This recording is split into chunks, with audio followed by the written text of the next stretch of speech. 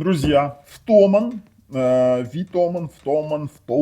не знаю, как правильно произносится, Flash Speed 300. Вот такая вот небольшая Power станция с правильной синусоидой на 300 ватт-часов емкость и, мало того, 300 ватт у нас мощность и 600 ватт пиковая мощность.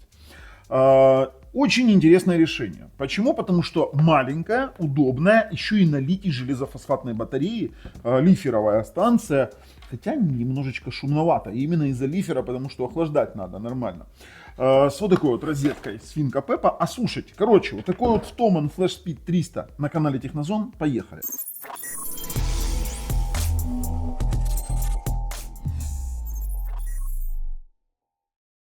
Смотрите, давайте теперь так поближе посмотрим. Сама по себе похожа на чемоданчик. Есть у нас вот такой вот экран, смотрите, с процентом зарядом, вход-выход, все под пленкой сейчас на текущий момент. Здесь у нас фонарик, при этом с режимом SOS и морганием различным. Здесь свинка Пеппа, розетка, с правильной синусоидой 230 вольт, 300 ватт.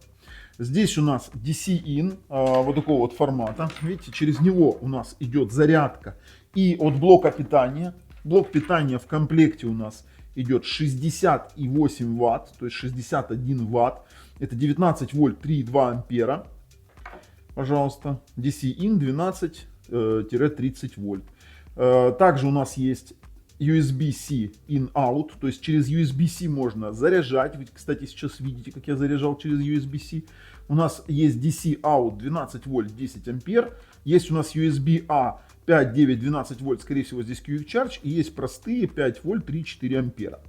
Достаточно прикольное решение. Но перед тем как, кстати, вот у нас и автомобильная зарядка есть. Вот видите, у нас в комплекте, кстати, комплект был автомобильная зарядка, вот таких вот два кабеля и полный комплект вот такой вот зарядки от розетки 220 вольт. Вот эта штука заряжается тоже 63 ватта взяла от машины или 75 ватт. Короче, вы сейчас видите вставочку, тут как бы вообще вопросов не было. Мы сейчас с вами пойдем, посмотрим, сколько она стоит, где я ее покупал.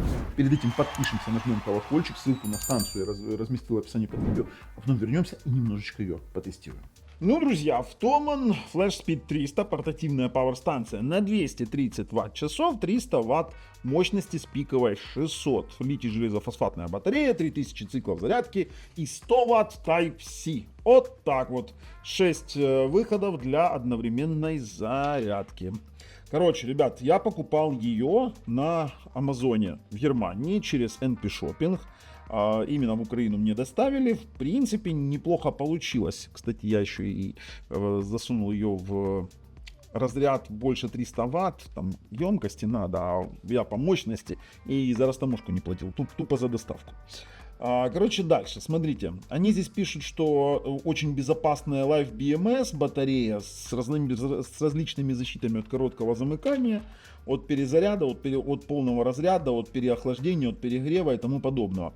Они пишут, что 90 ватт максимальный power supply это зарядка, да, 90 ватт, но она 60-ваттная. Не знаю, почему они так написали. Но ладно, 60 ватт. Во время зарядки он берет 60 ватт конкретно. Вы сейчас видите вставочку на 60 ватт заряжается. Ну, что не нам по картинкам. Для путешествий, ну, таскать в руках, конечно, не самое интересное дело, но ее дизайн достаточно интересный. Тут они как-то мало информации дали. А ну, на фирменном сайте посмотрим. Да, действительно, для путешествий вот здесь показано, как она от солнечной батареи заряжается. Мы, кстати, тоже заряжали от солнечной батареи, которая у нас есть через DC input. Спокойно она набирает до 60 ватт у нас в очень хороший солнечный день. Ну, у нас батарея просто 65 ватт при прямом. Ну и опять же, BMS, у нее есть контроллер, который, как я уже говорил, по безопасности полностью ее обезбазывает от перезаряда, переразряда, короткого замыкания, овервольтажа, оверампеража и реверс charge protection. То есть, если реверсная зарядка, если вдруг включили, допустим, зарядку не в in, а в out, тоже она ничего с ней не будет. Слушайте, но очень интересный момент, именно то, что это лиферовая пауэр-станция. И тут, знаете, нигде не написано, что она имеет режим UPS. режиму пса. То, что она может выравнивать, это железно. Но смотрите, в чем фишка. Я сейчас заснял, то есть нигде не написано, что она имеет режим UPS. Но я сейчас снял, вот работает телевизор, и я при выключении питания, сейчас вставочку увидите, при выключении питания телевизор продолжает работать. То есть у нее есть мгновенная реакция, не знаю. То есть я не буду заявлять, что здесь есть режим пса, к тому же я не знаю схему, в том плане, пропускает ли она потом мимо батареи после зарядки 100% на телевизор, ну, либо на другое устройство, на розетку, либо нет. Но сам факт того, что нам по тестам показывает, это есть. По портам зарядки вы уже видели. В принципе, можем идти тестировать дальше. Друзья, начинаем мы конкретно с тестов мощности.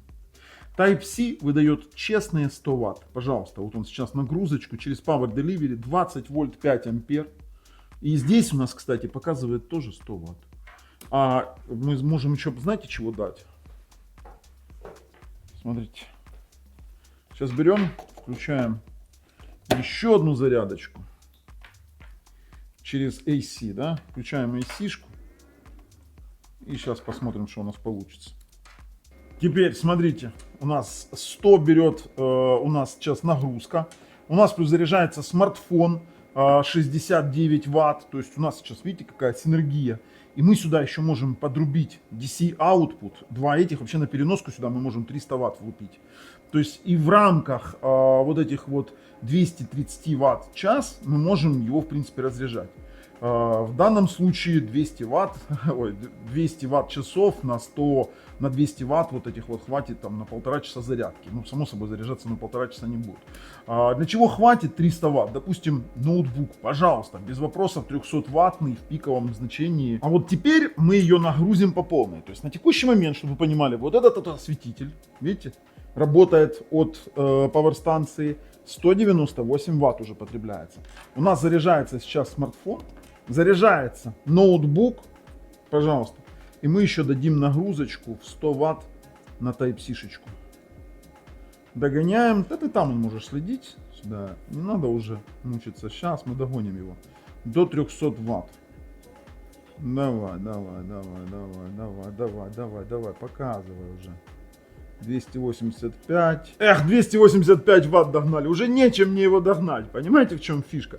Что если не брать, допустим, какие-то приборы отопления, если не брать какие-то моменты энергоемкие, то нагрузить его будет достаточно тяжело. То есть у меня работает ноутбук, работает освещение, заряжается один смартфон, и тут я еще 100 Вт отдаю на нагрузку. То есть фактически 100 Вт у нас идет на нагрузку. Что? Еще что-то подрубить? А я, найти бы и сейчас подрубим, подожди. Уже такое будет сейчас комбо. Сейчас, давай. Еще такое. Сейчас мы еще посмотрим, какие стандарты зарядки быстрой нам предлагает. 326. Сколько? 326. О, пошло. Это ж мы пиковое проверяем. Ребят, она полностью отвечает заявленным мощностям. То есть по мощности это у нас что-то отключилось от зарядки. А что у нас отключилось от зарядки? У нас все выключился уже. Нагрузка выключилась уже, все, минус 100 Вт. Можем ее отключать. Слушайте, вообще очень круто. Давайте выключим зарядки пока, чтобы ее не разряжать уже полностью. И потестируем с вами, какие стандарты быстрой зарядки нам предлагает данная пауэрстанция. Сейчас я вам все покажу, всю правду про нее расскажу. То, что она честная, это уже хорошо. По мощности вообще отлично. Так, смотрим протокол Detect. DCP 5 вольт 1,5 ампера, Samsung HFC 9 вольт, Huawei FCP до 12 вольт, Quick Charge 2 до 12 вольт, Quick Charge 3 12 вольт максимально, VOOC нет, само собой, Super VOOC тоже, и Power Delivery 100 Вт, Power Delivery 3. Все есть, ребят, полный набор зарядок есть. Мы можем также с вами посмотреть, что нам предлагают на Type A, вот этом вот. Сейчас посмотрим. Ну, загружайся. Вообще очень прикольно. Она подойдет для котлов отопления, потому что у нее правильная синусоида. Она подойдет, холодильник питать от такой маленькой станции нет. А вот для котла отопления 230 Вт в час, если у вас котел отопления ест 50-60 Вт, то извините меня, это на 4 часа. на 4 часа хватит. Ну вот, пожалуйста, Quick Charge 12 вольт максимально, второй, третий. BCI 1.2, Samsung HFC 9 вольт, Huawei FCP 9 вольт, Quick Charge. Да, все отлично. Ну, верхние нету смысла. Это самые обыкновенные Type-A-шки, не быстрые, просто повышенной мощности. Можем посмотреть, сколько они по протоколу нам покажут.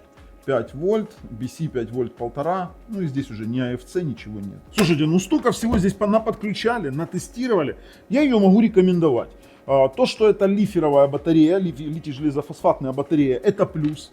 Немножко шумновато. Вот я говорю как есть. Я же не говорю вам, что она мега идеальная, она немножко шумновата для столь маленького формата, но она очень легкая. Очень классно для кемпинга, очень классно для путешествий. Кинули такую в машину, тоже подойдет. Даже для отдельного котла отопления, да, она не как UPS, возможно, будет работать, хотя она при переключении, вы уже видели, не теряет никакого сигнала. Но пауэрстанция классная, не знаю, насколько она соответствует, напишите мне в комментариях своей цене. Ссылка в описании под видео. С вами был Бабл на канале Технозон. Пока.